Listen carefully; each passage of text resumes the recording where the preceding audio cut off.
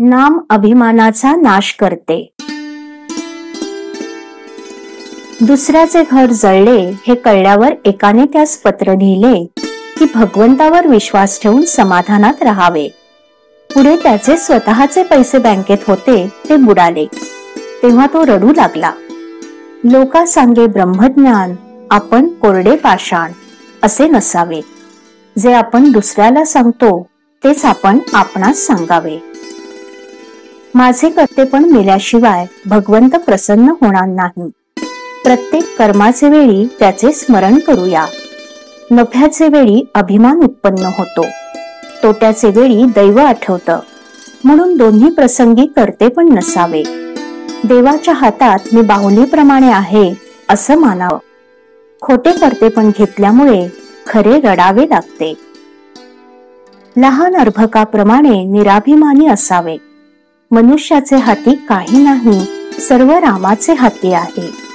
यश देणे न देणे तुझ्या हाती आहे असं म्हणून रामास शरण जावं. जगात अनेक शोध लागत आहेत. त्यात शरीर सुखभोगाच्या साधनांचे शोध जास्त आहेत.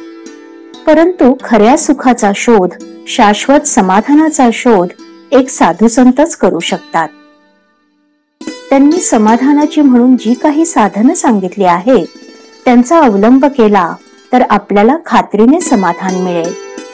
आज आपल्याला समाधान का मिळत नाही? तर आपला अभिमान त्याच्या आड येतो. कर्म करत असताना किंवा केल्यावर त्याबद्दल अभिमान झाला नाही तर आपल्याला भगवंताचं प्रेम लागून समाधानाची प्राप्ती होईल यात शंका नाही. किती साध्या गोष्टीत आपला अभिमान डोकं वर काढत असतो पहा. एक गृहस्थ होते. त्यांना एक मुलगी होती. ती वयात आली. दिसायला ती साधारण बरी होती. जवळ पैसाही होता. परंतु त्या मुलीचे लग्न 5-6 वर्ष कुठेही जमू शकले नाही. पुढे तिचे लग्न झाल्यावर तो म्हणाला, माझ्या मुलीचे लग्न मी थाटात करून टाकले. त्यावर त्याला कोणी विचारलं, मग 2-4 वर्ष आधीच का नाही केलं? तेव्हा तो म्हणाला, त्यावेळी जमलं नाही. मग आता जमलं म्हण की, मी केलं असं कशाला म्हणतोस? असो. अभिमान घालवायला भगवंताला मनापासून शरण जाणं हा उपाय साधू संतांनी स्वतः अनुभवून सांगितला आहे. एखादा माणूस एखाद्या घराण्यात दत्तक गेला की त्याच्या मुलाला काही त्या घराण्याचं नाव लावण्यासाठी पुन्हा दत्तक जावं लागत नाही. तसंच एकदा रामाच्या पायावर डोकं ठेवून, रामा मी तुझा झालो आणि तू माझा झालास असं अनन्यतेने म्हटल्यावर त्यापुढे होणारे आपले प्रत्येक कर्म हे त्याचेच होईल. ते त्याला अर्पण करण्याची जरुरी नाही.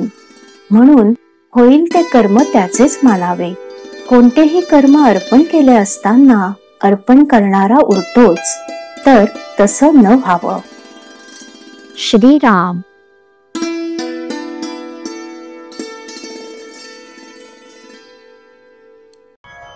श्रीराम जय राम जय जय राम. श्रीराम जय राम जय जय राम. श्रीराम जय राम जय जय राम. श्रीराम जय राम जय जय राम. श्रीराम जय राम जय जय राम. श्रीराम जय राम जय जय राम. श्रीराम जय राम जय जय राम. श्रीराम जय राम जय जय राम. श्रीराम जय राम जय जय राम.